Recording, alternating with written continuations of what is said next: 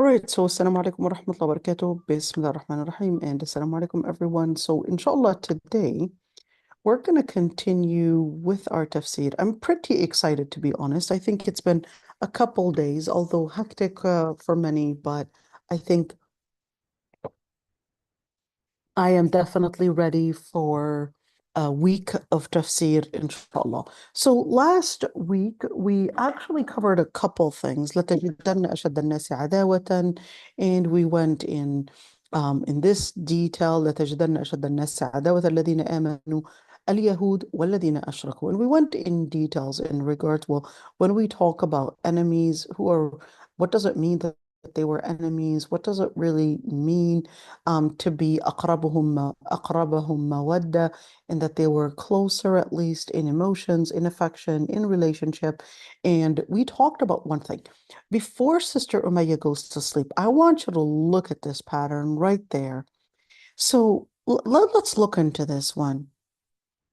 Look at لَتَجِدَنَّ أَشَدَّ النَّاسِ عَدَاوَةً لِلَّذِينَ آمَنُوا. It was basically taking us into recognizing, okay, well, there's a certain behavior that resulted in the Yahud becoming, I guess, harsh, not accepting the Prophet ﷺ, not accepting the revelation, etc., and including the munafiqeen as well. So, of course, it mentioned a lot of يتولون الذين كفروا. You would see يعتدون, you would see الغلو, you would see worshiping other than Allah subhanahu wa ta'ala. It was basically going to different areas to tell us, well, this was going to be I guess the conclusion for all of this, that they were, so it's like, yeah, it's not strange that they're right now taking this distance, this separation away from the Prophet ﷺ. But on the other hand, and this was also something that was it Surah Al-An'am, if I'm not mistaken, was also talking about, we're going to come across it, inshallah, talking about the Yahud and the Nasara and comparing their behavior in relating to the principle of integrity, the principle of honesty, the principle, those kind of principles, and not necessarily becoming Muslim, but we're talking about their relationship with integrity, how you would find many of the people of the book, uh, you could give them a qintar, you could give them a whole amount of treasures, and they would actually return it to you. But some, you would give them just a small amount of money, and they would not return it to you unless you were really insisting and determined and on their back. But I want to look at this one. It took us into a different path. I didn't find it in any book of tafsir, but you know, uh, I was just looking at those ayat and just pondering in them because of the flow it took us in. So it said they've started out, the ayat started out as aqrabahum mawadda, was basically doing that contrast, that the ones that are nearest in their affection, in their relationship, are basically the ones that said inna Nasara, but not any kind of Nasara, because it had already mentioned that some Nasara, that they were cursed, some Nasara, they're basically kafaru because of what they had said about Prophet Isa alayhi salam being the Son of God, the Trinity, and all of that. But then it wanted to exclude, just like it excluded that most don't have integrity, but you will still find some that really have the integrity to live the principle, despite perhaps the truth that they're not necessarily following the principles of Allah subhanahu wa ta'ala, but they still have the glimpse of, I guess, revelation or wahi. So let's just continue right there. But the ayah wasn't talking about um, any type of Nasara, but it was then mentioning that that out of this group that managed to find truth, that managed to have I guess that glimpse, the light within them to help them find the truth. ذلك بأن منهم قسيسين ورهبانا.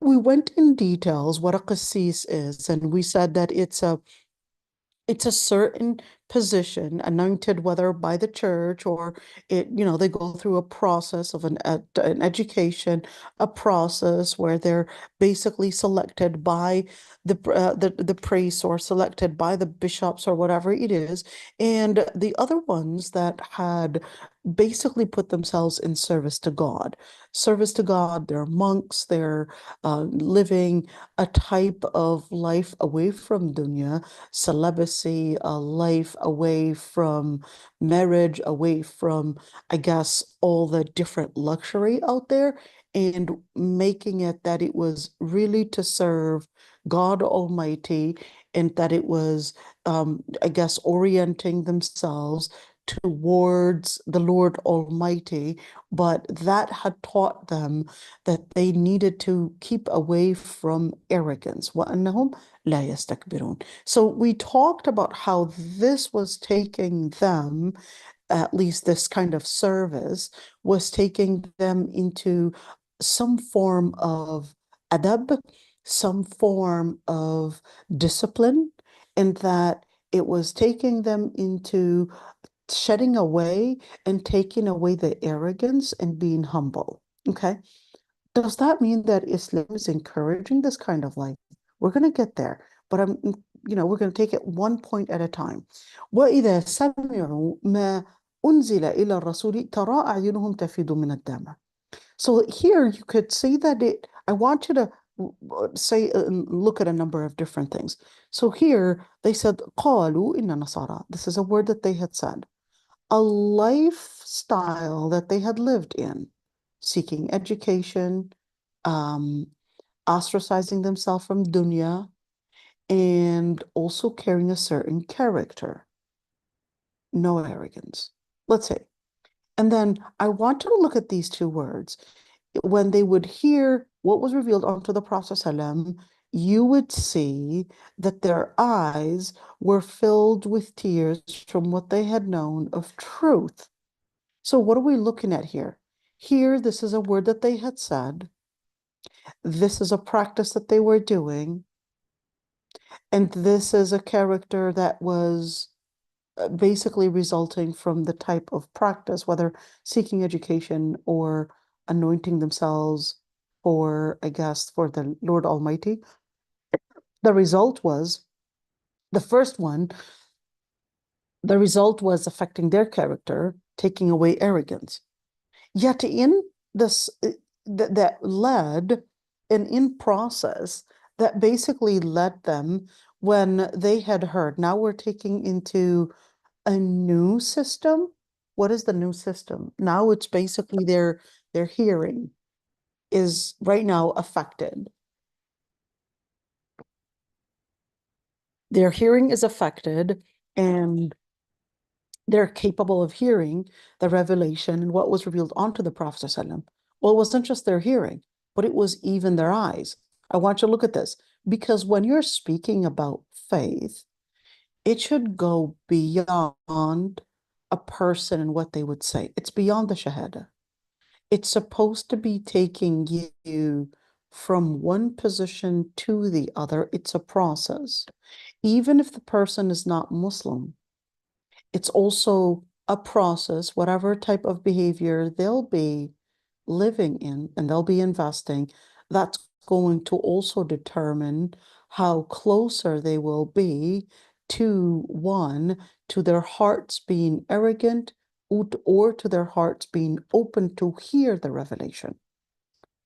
And that's why Allah subhanahu wa ta'ala was telling us, well, it's not only their heart being open, but their hearts, the hearts being open, and not only the hearts were open, but even their hearing was open to hear the revelation. And it wasn't just their hearts and their ears open, but it was their eyes also getting impacted by all of this. And their eyes were, the word is tafidu min ad-dama. their eyes will filling with tears. مما عرفوا من الحق. Now I want you to look at this one. مما عرفوا من الحق. So now we're seeing their ears, their hearing was included in all this feeling. Their hearts were included, definitely changed their character, and we could see their eyes were also included in all of this. Let's see. What did they say? يقولون ربنا آمنا. They would say, "Oh Lord, we had believed." فاكتبنا مع الشاهدين.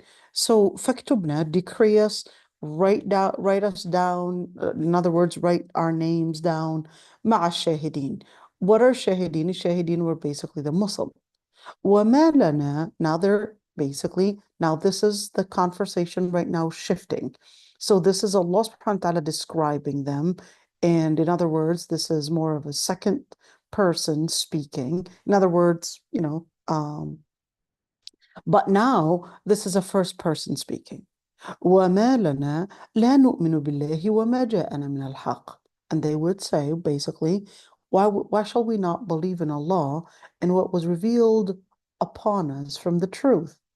ونطمع أن يدخلنا ربنا مع القوم الصالحين. And we have hopes that the Lord Almighty would include us and make us enter with. I want you to look at this one. This one's really rather interesting. So with this one, it was basically taking them to the first level of Islam, first level of faith. They were outside of faith here. They said inna nasara. They were outside of faith. The behavior of seeking ilm and living away from dunya, it took them to the second step, which is away from arrogance. Then, once they heard and once their eyes were open to the revelation, then it moved them فَاكْتُبْنَا مَعَ الشَّاهِدِينَ. Now they went from قَالُوا إِنَّا نَصَارَى to now, what did they say? فَاكْتُبْنَا مَعَ الشَّاهِدِينَ. They just entered the first level within Iman, which is al-Islam. Then, of course, after the level of Islam, they basically went into another type of embracement, which is when they said, why should we not believe in Allah and what was revealed onto us from the truth? We want and we hope and we wish and we aspire that Allah subhanahu wa ta'ala would let us enter مع القوم الصالحين. Not, they didn't say في القوم الصالحين. They didn't say أن يجعلنا ربنا صالحين, or they didn't say now we are صالحين. No. They actually said our hope, our aspiration is that Allah subhanahu wa ta'ala would include us, that the Lord would include us with. Why with? Because they are still so humble. They're still so humble that they didn't necessarily see themselves as salihin, even though you could see Allah subhanahu wa ta'ala was praising them, that and giving, I guess, this hint that they had actually went from the level of Islam to the level of Salih, level of a Salih, level of a pious person, a level that basically is consistent. What is a Salih? How is Salih different than a Muslim? A Muslim is a person that submits to Allah subhanahu wa ta'ala, at least in words. In action, they're probably behind. In action, they're probably having a lot of shortcomings. When you're consistent with what you would say about Allah subhanahu wa ta'ala, what your heart is saying or believing and embracing, and your actions are also embracing all of that, then you had become a salih person. But I want you to look at this one. Did they actually say we're salihin? No, they didn't. They just said, Ya Allah, make us enter with the salihin. And this is important. They were so humble that they just wanted to be with the salihin. They're like, can you include us as part of these people? They didn't even see themselves as making it part of the Salihin, they were away from arrogance. They were so humble that they just said, Ya Allah, just include us part of those because they had seen them better than them, the Salihin. Okay, let's see. فأثابهم الله بما قالوا. Then Allah subhanahu wa ta'ala had rewarded them for what they had said. What? جنات تجري من تحتها الأنهار.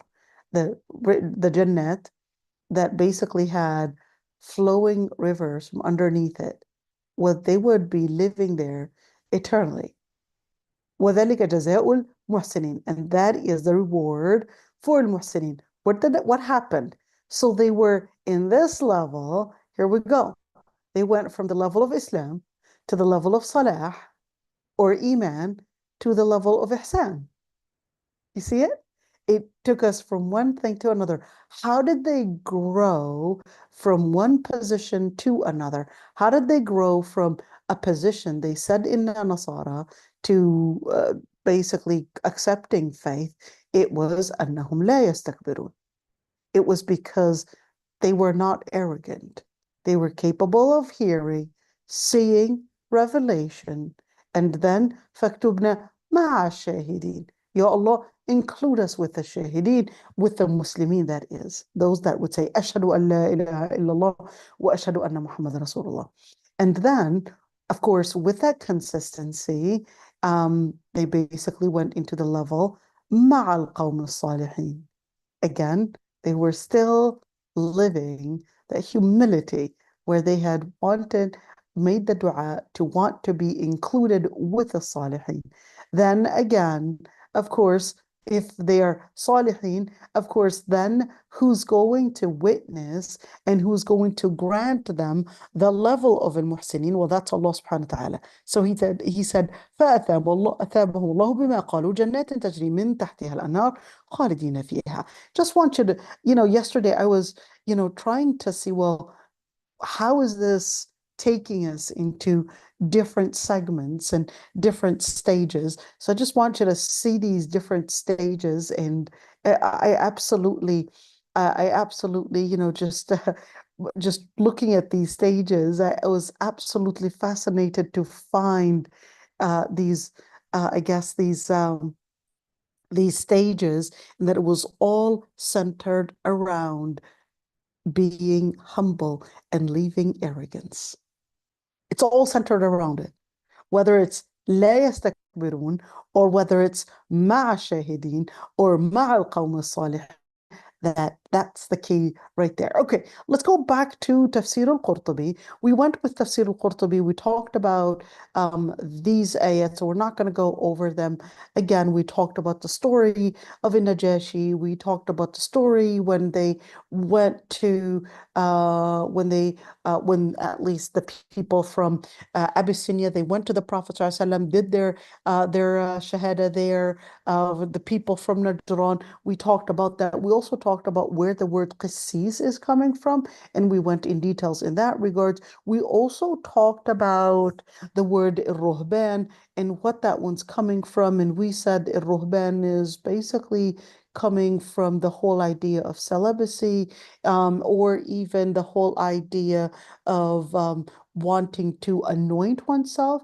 designate oneself to just staying in a monastery, away from people, wanting to be devout, and just wanting to, I guess, mortify their body is one thing, but then the other side, which is trying to get their spirituality stronger by keeping away from all the different things in dunya, whether it's abstaining from marriage or whether it's abstaining from perhaps extravagant foods or even foods in general. So we're going to talk about, inshallah, some details. Is that allowed in Islam?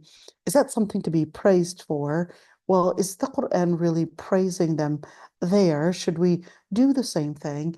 Should we somehow, even though I can afford a certain extravagant life, and hey, before you were talking about luxury and the dangers of luxury, so should I buy a rusty car so I can live in Iman and I can live better taqwa? Should I, instead of eating um, I guess classy foods? Should I start cooking, simple foods of, I guess, perhaps beans and lentils, just so that I could really live that simple life and really train my kids and train my husband how to live simple and start cooking mjaddara and start cooking lentils and adas and dal and halim and all of that instead of cooking meat and biryani and maqlube, or what should I do? Um, is that what you're Hey, saying? hey, the mujaddara is good.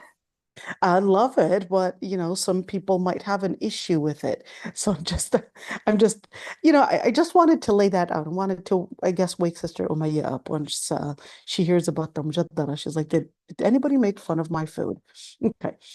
So let's continue talking about that. Let's go to Tafsir al-Qurtubi, and he said, وإذا سمعوا ما أنزل إلى الرسول ترى أعينهم تفيض من الدمع مما عرفوا من الحق. We looked at that ayah. Let's see. So what does it mean إذا سمعوا? So سمعوا comes from the root سمع, but there's a difference between استمع and سمع, because الاستماع is when you are listening attentively, and السماع is when you weren't being tentative in your listening, but you were hearing things. So let's say you were hearing things, not psychosis, but you were, I guess, listening, but you weren't really paying attention to it. And that's why, let's say you're walking in a mall and there's music in the background. That doesn't mean that you're necessarily paying attention to the music. It's there, it's there, but you're not necessarily paying in, or giving it all your full attention. So that's the difference. And istima' is different than an istima'.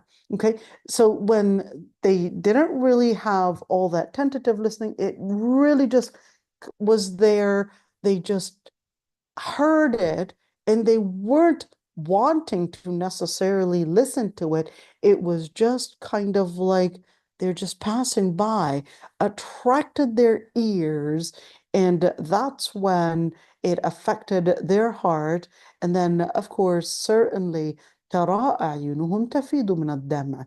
Then you would see their eyes filling with tears. I want to look at this one. Why would the eyes fill with tears? خشوع. Their eyes were filling with tears. It's basically khushu'ah. So, but wait a minute. When you're talking about eyes filling with tears from khushu'ah, well, why didn't go in details in describing perhaps other reactions? So now it's the ayat are speaking about a reaction in really the eyes. They're crying. They really were moved by the words that they were hearing, the ayat that the Prophet ﷺ was reciting, or at least it was recited around them.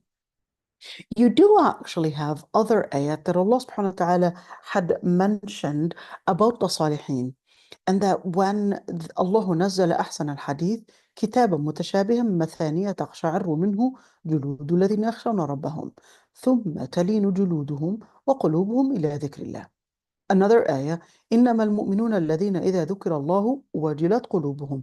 So let's look at these two ayat because they're pretty equivalent to it, in where it's describing a reaction that these people, the Salihin, when they were hearing the words of Allah subhanahu wa ta'ala, the ayat were describing a certain physical appearance which reflects a certain emotional, I guess, hayajan somehow. Something moved it, and therefore it affected it. Now, it's really strange when we're speaking about feelings. Feelings are usually, well, feelings are silent, and of course, the stronger they are, then they start moving from a silent feeling to then affecting the outside of the body. So first it's on the inside. You don't really see much of it. You might see a facial expression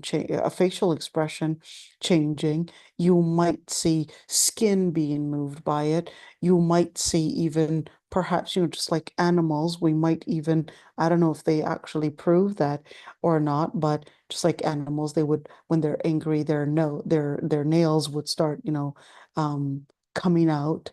I don't know if as human beings such a thing happens to, but definitely we know that we would start, I guess, trying to show our teeth, trying to get angry, trying to yell, scream, to somehow tell the other person that I'm strong. So we would scream, we would yell, we might change our colors, basically to tell them, hey, I'm getting myself filled with the power. I'm right now appearing scary and ready to attack. So we have some of the things that are similar, at least in danger. That's probably maybe the highest level of what might actually appear the most. But is that the same when we're speaking about sadness, when we're speaking about happiness? Well, certainly.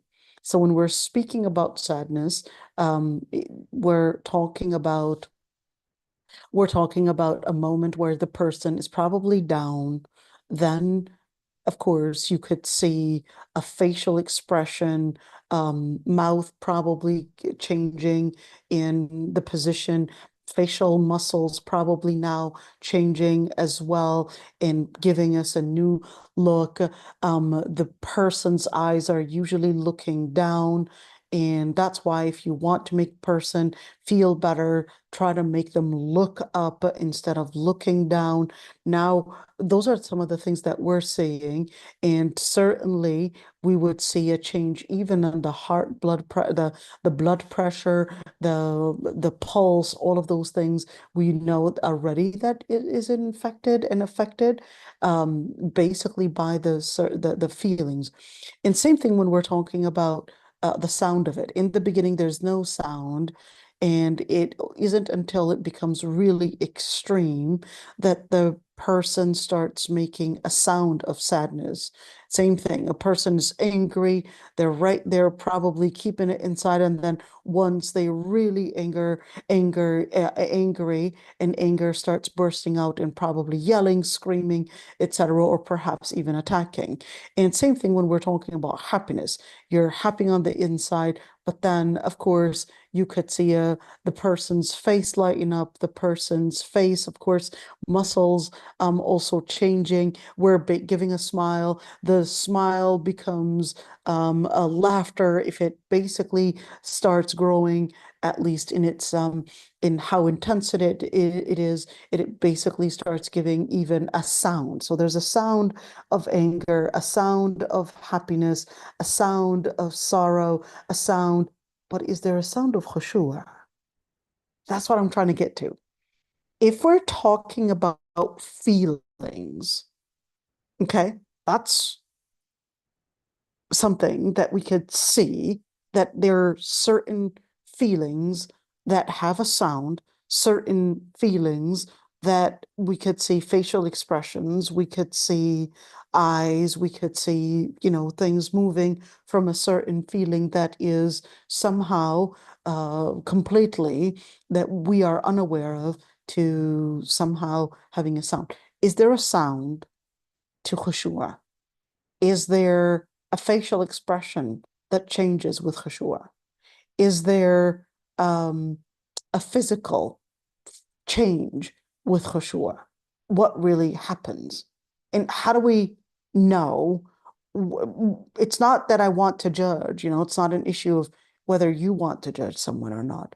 It's just knowing and helping you know whether it's basically affecting you and how, and here Allah subhanahu wa ta'ala was letting us know some of those changes.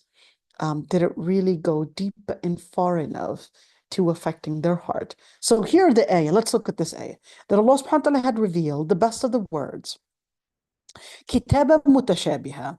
Well, words that may have, I guess, different ayat that may have some similarities, ayat that may have, I guess, mutashabiha. They could sometimes also be areas and ayat that might seem similar, but they actually have variants. Okay. مثانية تقشعر منه جلود الذين يخشون ربهم. This is the most important word that we're trying to get to. تقشعر منه جلود الذين يخشون ربهم. What is تقشعر? القشعريرة is getting goosebumps. So they would get goosebumps. And what gets the goosebumps? Basically the skin, not the nerves, the skin. Who's getting the goosebumps and why are they getting goosebumps? يخشون ربهم, as a result of them living in fear of Allah subhanahu wa ta'ala. And then goes back to the same thing. ثم تلين جلودهم وقلوبهم إلى ذكر الله. Then their skin and their hearts, it becomes lenient, or it becomes softer إلى ذكر الله, towards the remembrance of Allah subhanahu wa ta'ala. Let's continue. So we got this ayah, Surah Al-Zumar, ayah 23. Let's go. إنما المؤمنون الذين إذا ذكر الله وجلت قلوبهم. The true believers are those that when the name of Allah subhanahu wa ta'ala is recited, wajilat, their hearts tremble. What does it mean that their hearts tremble? Is that supposed to be a good thing or a bad thing? Are we literally talking about a heart creating a movement, but we're already pumping blood in our heart? Are we supposed to be getting some form of high blood pressure? What are we talking about here?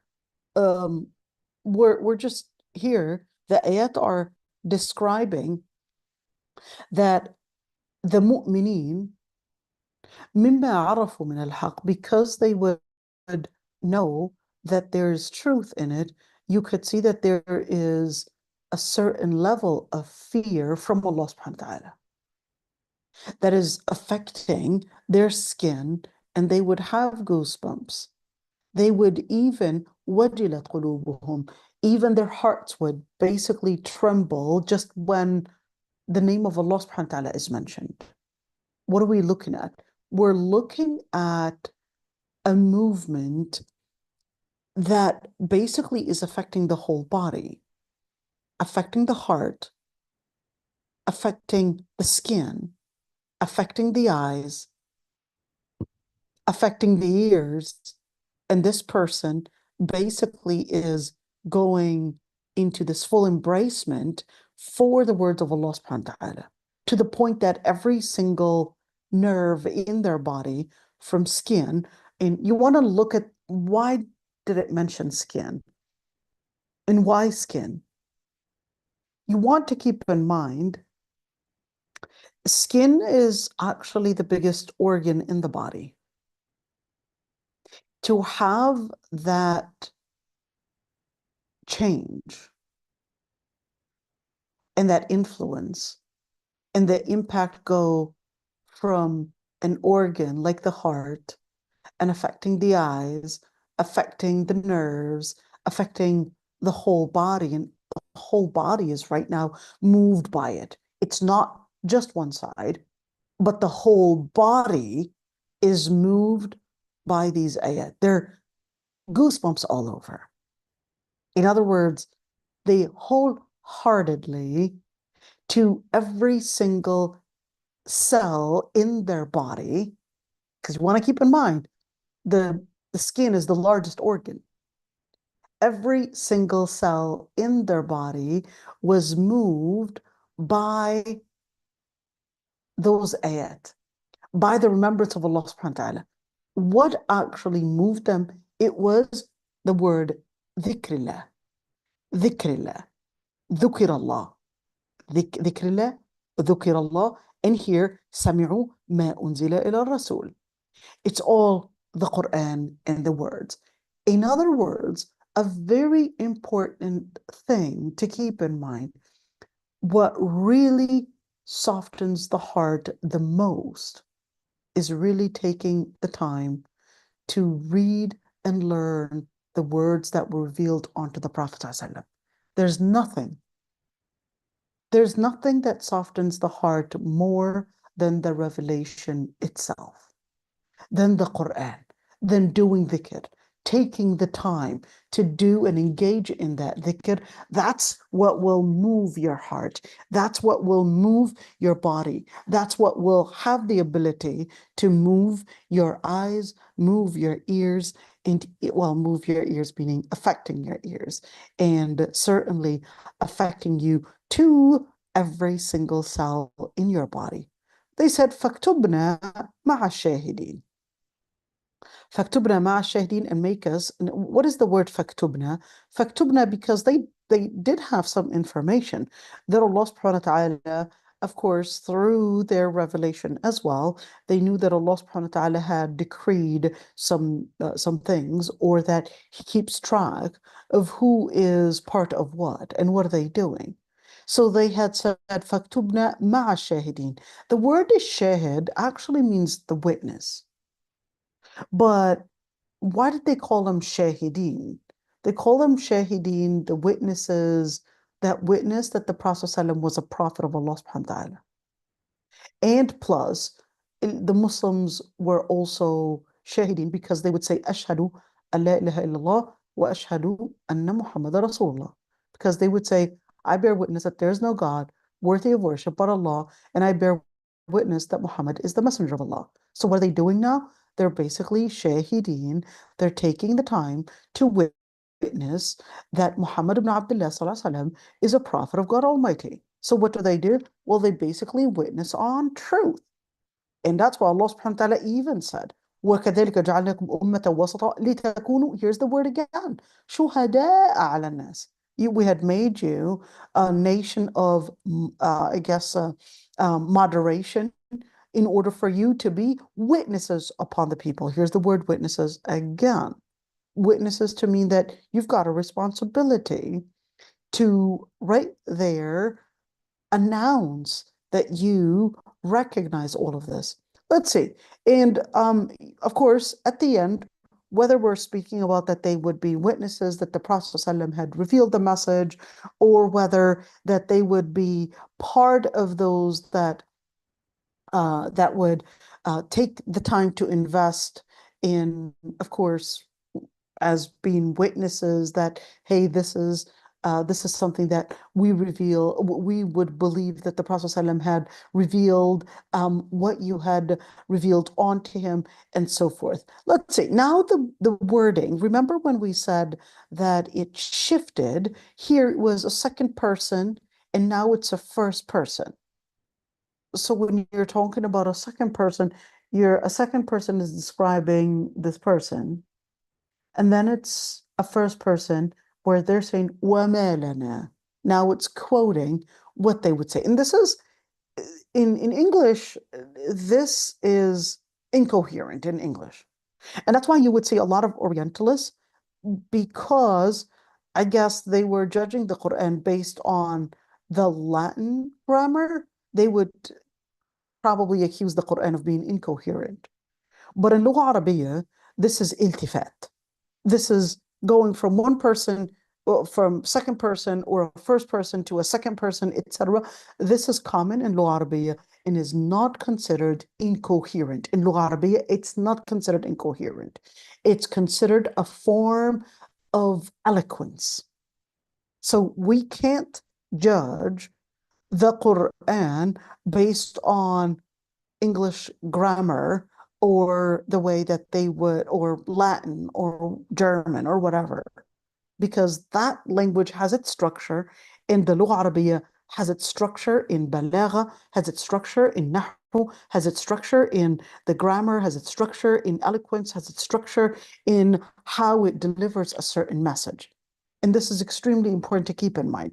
Let's right there. So we're talking about a change in that. بَيَّنَ اسْتِبْصَارَهُمْ فِي الدِّينِ. So then Allah subhanahu wa ta'ala, al-Qurtubi is saying, well, what this ayah is saying is, it's that istibsarahum fi din. It indicated that they were now getting into the ilm.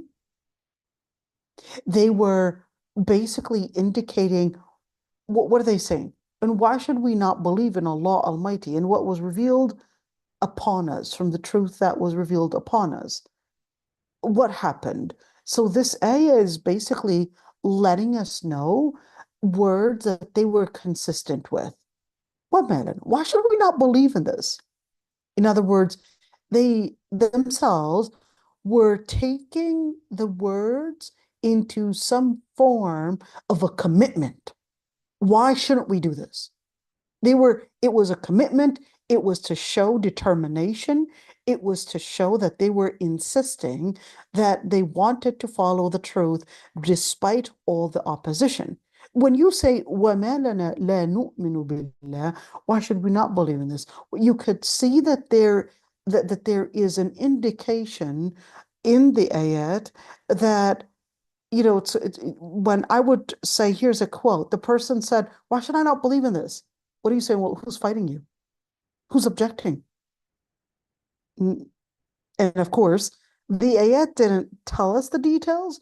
The ayat are letting you know that they found an opposition, that they found some groups, perhaps their families, perhaps the society, perhaps even maybe the organization that they were part of. They were finding an objection, and it wasn't as smooth as it might seem. No, they were finding an objection, and that's why they said, "Why should we not believe in this?" You see it, and it's really important when you want to say the words, and you want to, I guess, go deep into the words. What are they saying? And just recognize that even during their times, it wasn't as easy as how it might seem that, oh, well, this person changed their religion and they managed to find, I guess, a place to be away and all of that. No, it wasn't easy at all. Because to isolate yourself from your own family, to isolate yourself from, I guess, the organization that you're a part of, whether we're speaking about community or whether we're speaking about political, it basically meant that you're losing the area that was giving you some form of protection. Just like today, that if you isolate yourself, perhaps maybe away from maybe the city, the country, etc., you might find yourself, well, it's your responsibility right now. The new country is not going to give you a job. The new country doesn't necessarily feel that they're compelled and you're not part of their citizens. Therefore, you're not a citizen there. You're not going to be given the same kind of rights. That's the same thing. They're not they're not given those rights. They were now feeling isolated, but they were determined. Even though I was stripped away because of my faith, I was stripped away from a lot of the different security areas, the different privileges that I was enjoying at one time in my life. Now I'm stripped away from a lot of those areas of security, areas that were ensuring at least some form of getting the privileges of living around these people. I was getting a job, I was getting security, I was getting protection. Now I'm right there being basically ostracized from all of this. And in fact, to the community, I'm made to appear as a fugitive, as a criminal, as a person that had decided to become a threat to the society.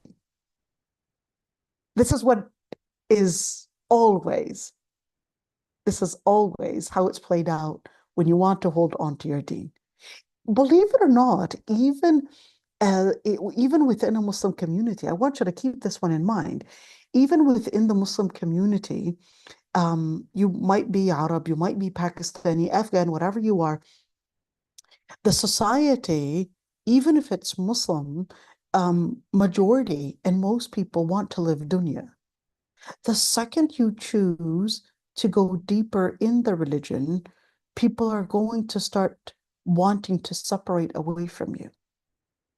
And in the beginning, keep this in mind. and this is important, especially for the younger generation. In the beginning, your family, and whether it's your parents or whether it's your siblings, etc., in the beginning, when you choose to become a person, I guess, wanting to be more devout, wanting to hold on to the deen, they'll basically think in the beginning that, oh, this is just a phase she's going through. That's the beginning. They'll kind of give you, I guess, the space. They won't take it too seriously. But it isn't until they see that you're determined that they would somehow use a different method to get you away from the deen. The method is going to be different tactics. The first tactic, it might be by mocking you. That's the first tactic. Mocking you, making fun of you. What is mockery supposed to do? Mockery is supposed to make you lose your confidence and let your confidence be shaken. So we want you to lose and separate yourself from this determination by making you lose your confidence. So we'll start mocking your hijab. We'll start mocking you when you're praying. We'll start mocking you as you speak. We'll basically make you a place of ridicule. That way, you could lose your confidence and start basically losing their determination. Then the stronger you get, that's when they start using a different method. The method is going to be, we're going to beat you up. We're going to basically not give you the money.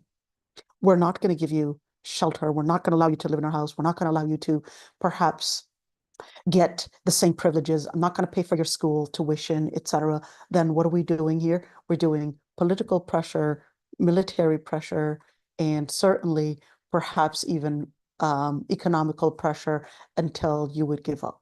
Because we used the first method. It didn't work. Now we're going to use a different kind of a pressure.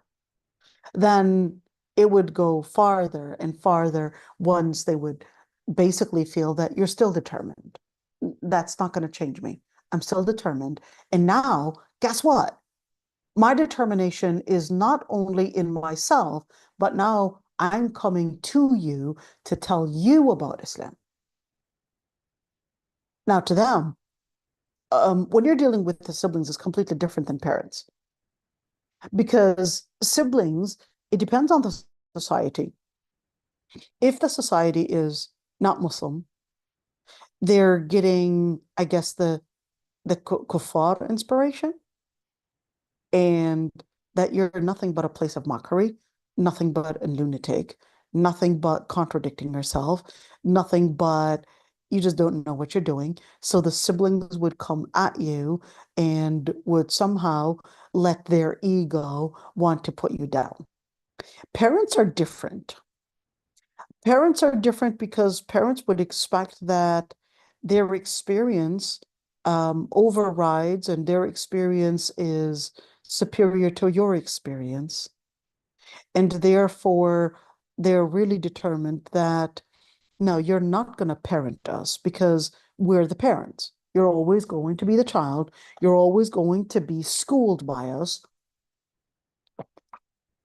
And if you're expecting to parent us and explain Islam to us, then in that situation, we're going to right there use the method putting you down and basically insisting that no, we don't need you to come and tell us these things. And they'll abuse that you're standing your ground and that you're giving them the respect because your religion orders you to give respect. And then, of course, they use and abuse that respect by putting more and more pressure on you. Why? Because it's the method to test your determination. But Allah subhanahu wa ta'ala was telling you with your parents, don't whatsoever think that you can come forward and expect to parent them, even if you're talking about Islam. The best thing that you could do is that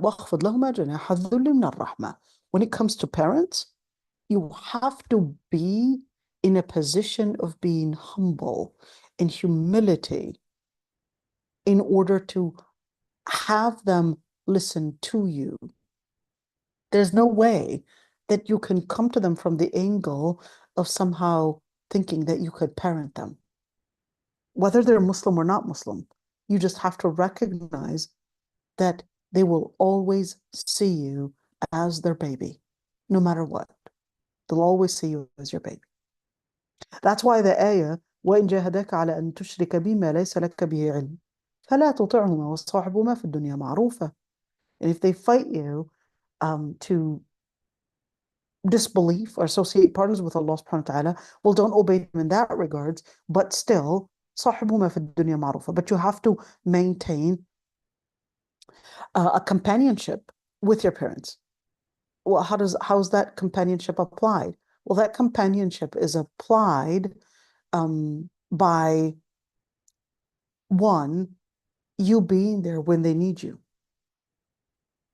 you being there to support them with what they're not capable of doing. They need to drink, eat, etc., probably get cleaned, all of that grooming.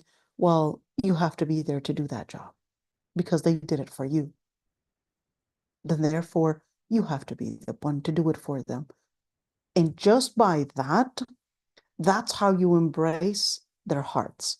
So for parents to embrace their heart and to create that path to embrace their heart and let their heart embrace you, Islam is telling you, don't come from the angle of parenting them, but come from the angle of being humble to them.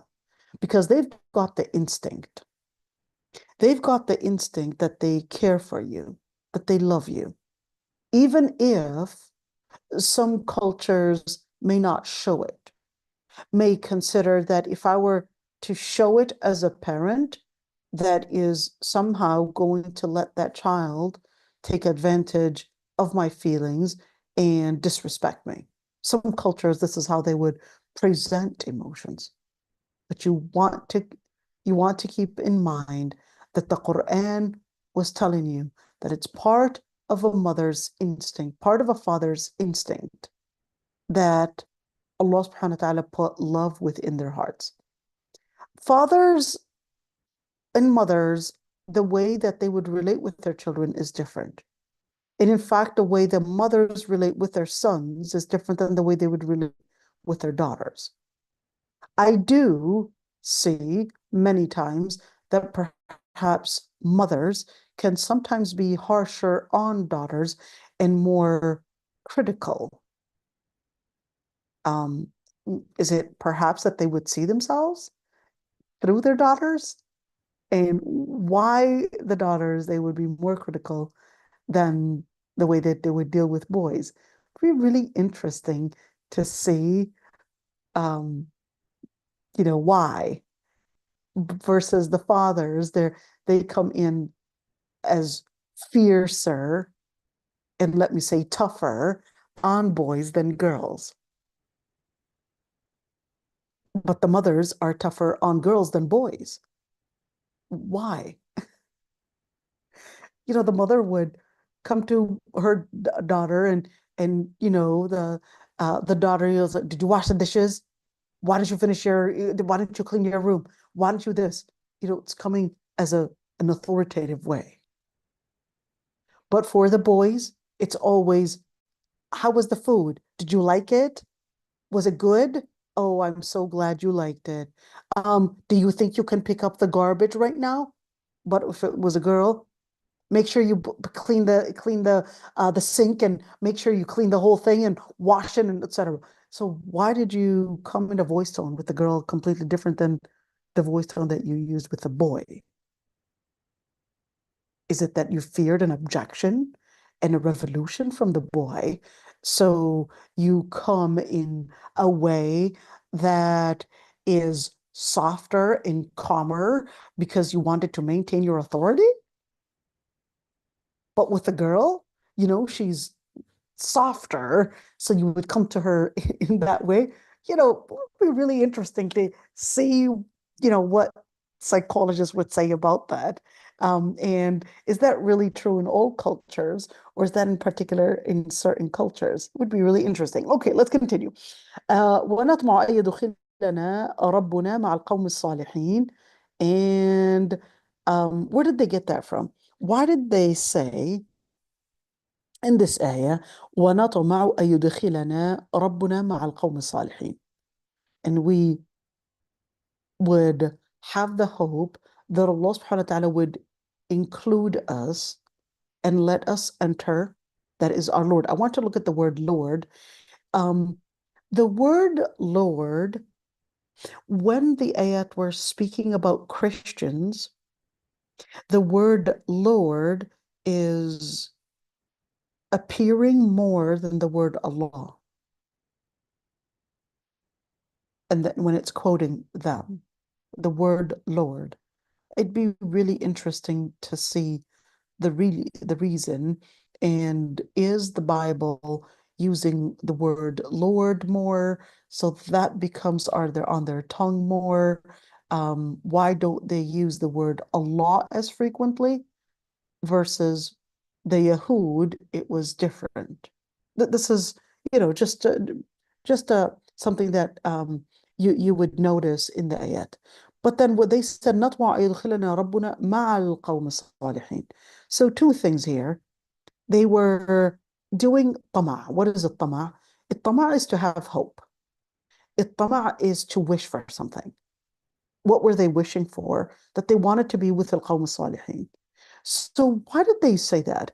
Now, there is a very important correlation here that in Psalms, in the Bible, well, Old Testament, that there was a quote, أن الأرض يرثها عبادي الصالحون, that earth was going to be inherited by the people that are salihin, the pious people.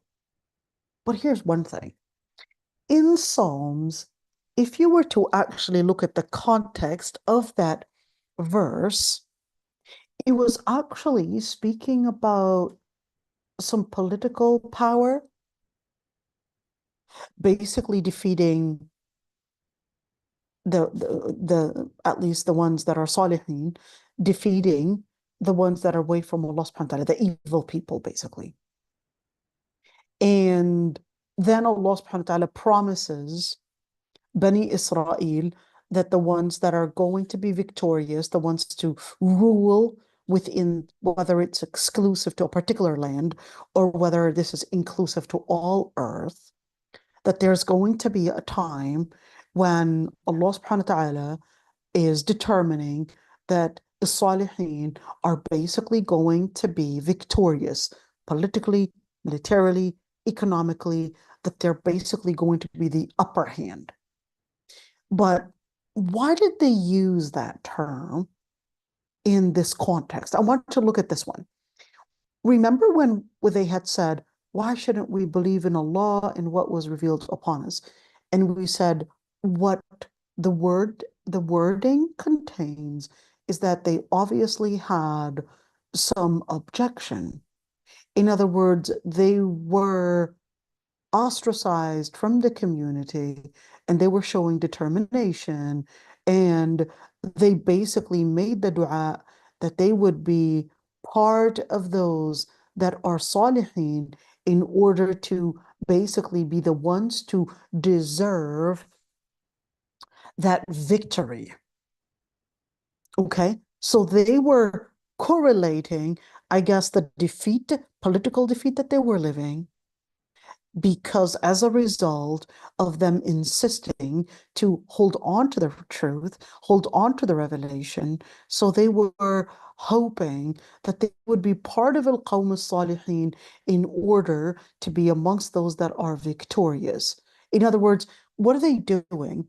They're redirecting their focus, redirecting their vision from looking at the political circumstances, the social circumstances, economical circumstances that they were living in as a result of being in faith, and that they were giving themselves I guess, this hope that no, the circumstance, you have to remember that all that victory is basically going to be by Allah subhanahu wa ta'ala's will, as Allah subhanahu wa ta'ala had already determined in the revelation that we had received in the Psalms, that the earth or that land or that victory is going to be in favor of the Salihin.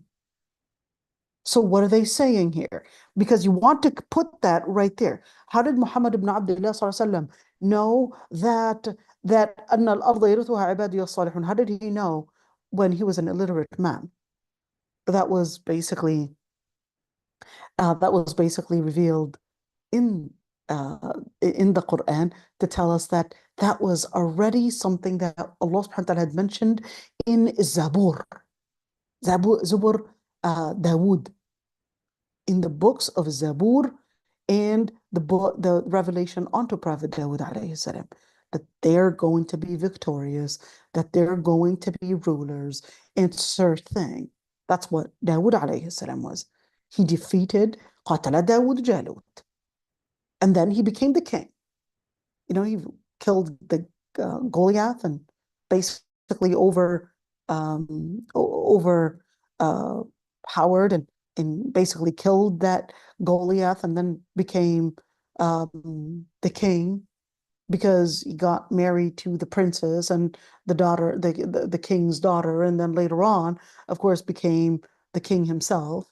And then Suleiman later on, of course, continued over that throne. Okay, so that's أن الأرض يرثها عبادي الصالحون. What أرض? The أرض of Palestine, or is it الأرض to mean all over earth?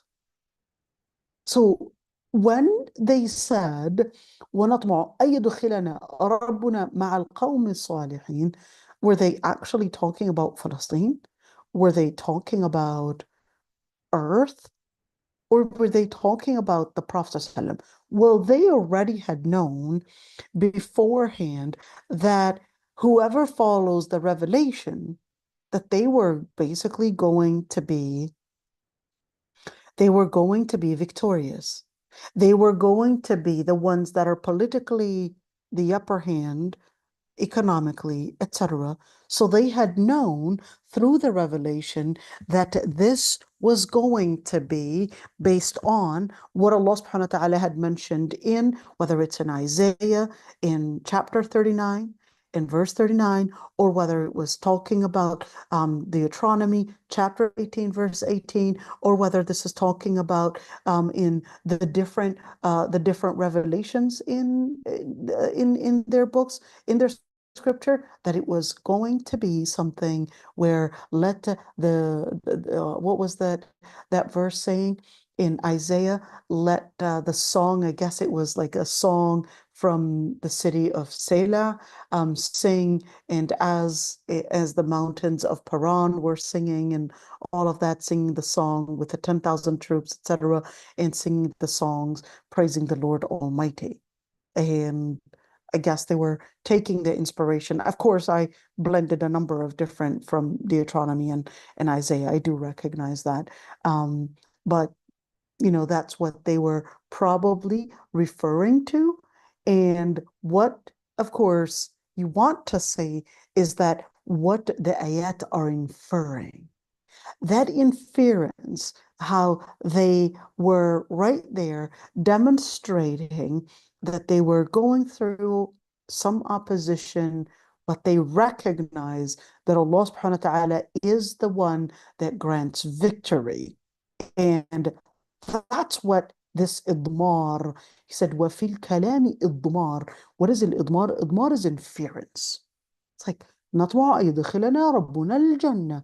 They were really inferring, Ya Allah, we are hopeful that you would grant us Jannah with the Salihin. With could mean also fi, meaning including, and let us be included part of the Salihin.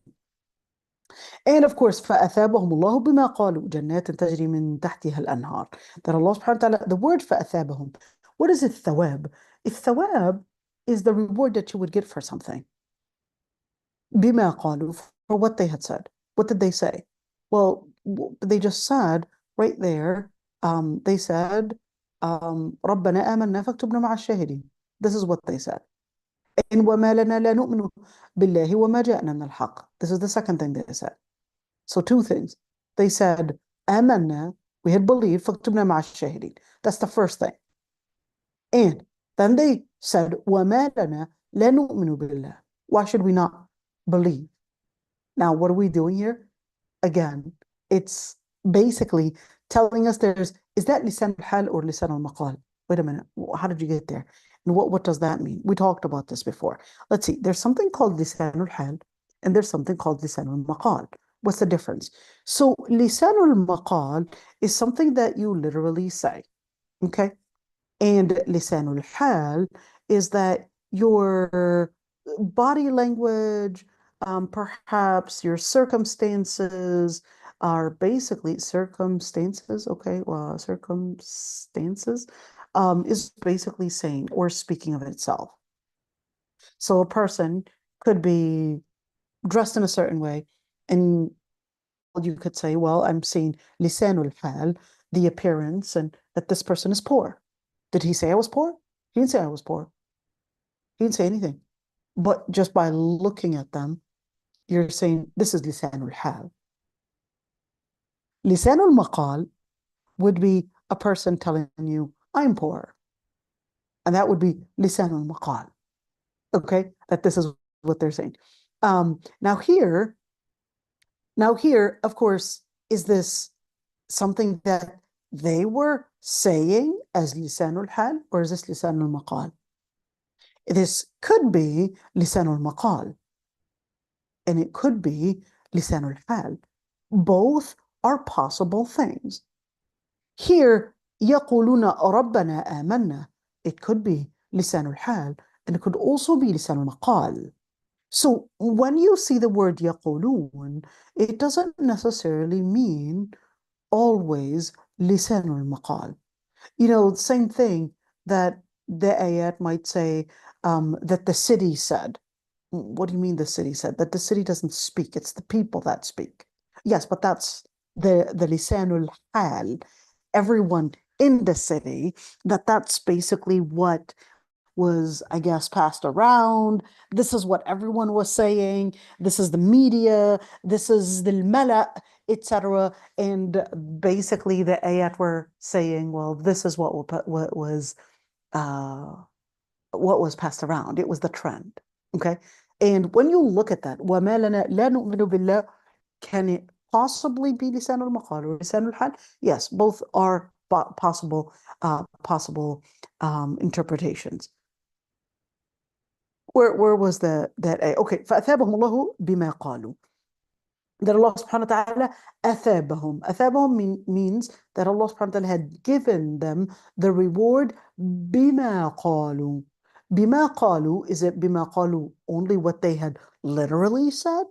Or bima qalu, that lisanul hal as well, and what they had demonstrated? Both are possible things too. Okay, both are possible things that, you know, the lifestyle that the lifestyle that was reflecting determination was also lisanul hal bima qalu. In other words, what they had, because al-qawl is also an action.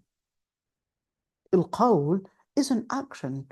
It's something that is basically expressing what you are and who you are and what you basically carry on the inside of your heart, inside of your ruh, inside of your brain, in the words. And that's why the Prophet ﷺ tells Mu'adh, he tells him, aren't most people basically thrown in hellfire as a result of حصائد ألسنتهم? It's really what their tongues had harvested. Just keep that one in mind. خالدين جنات تجري من تحتها الأنهار. When we say فأثابهم الله بما قالوا جنات, here he said that's basically a sign that they basically had true sincerity in faith, and that صدق مقالهم, that Allah subhanahu wa ta'ala was basically affirming here that they were really honest, sincere, and truthful about what they had said, or what they had done. لسان الحال or لسان المقال. It's basically both. Because you want to keep in mind that when you're looking at right there, yes, يقولون ربنا آمنا. They said, Ya Allah, we believe. But then this one is more وما لنا لا نؤمن بالله وما جاءنا من الحق. This is showing determination. So this would more be described as لسان الحال. They were showing determination. They were insisting that no, we're not going to change. We're going to be determined to live the words of Allah subhanahu wa ta'ala, the words that we had embraced. So Allah subhanahu wa ta'ala basically tells us فَأَثَابَهُمُ اللَّهُ بِمَا قَالُوا, that He had rewarded them for what they had said. And here Allah subhanahu wa ta'ala had basically حَقَّقَ طَمَعَهُم. What is حَقَّقَ? التحقيق basically makes it possible, makes it happen. And of course, he basically had answered their request, answered to their request. And what did they want? Well, they wanted Jannah. So we're going to stop وَذَلِكَ جَزَاءُ الْمُحْسِنِينَ, and that is the reward of al-muhsinin. May Allah ya Rabbi make us amongst those. Tomorrow we're going to continue and discuss a couple things, inshallah. So وَذَلِكَ جَزَاءُ الْمُحْسِنِينَ, and that is basically the reward for those that lived al-ihsan. We're going to discuss a couple things tomorrow, inshallah.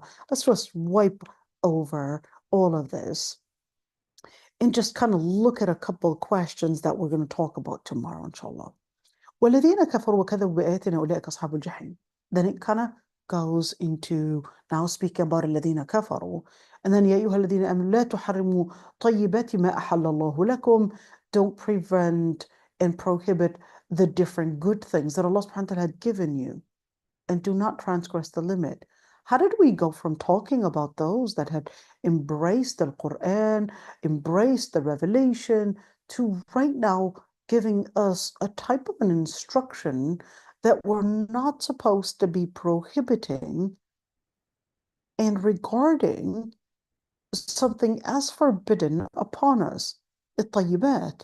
And then it says وَكُلُوا مَا مِمَّا رَزَقَكُمُ اللَّهُ حَلَالًا طَيِّبًا. Then it's redirecting us to eat and drink حَلَالًا طَيِّبًا. So just like the question that I was, promising to answer, which is, well, am I supposed to be giving up on my new car and going for a rusty car, and perhaps instead of living in an extravagant home, probably live in something very cheap and maybe perhaps extremely cheap? And how do we understand all of this?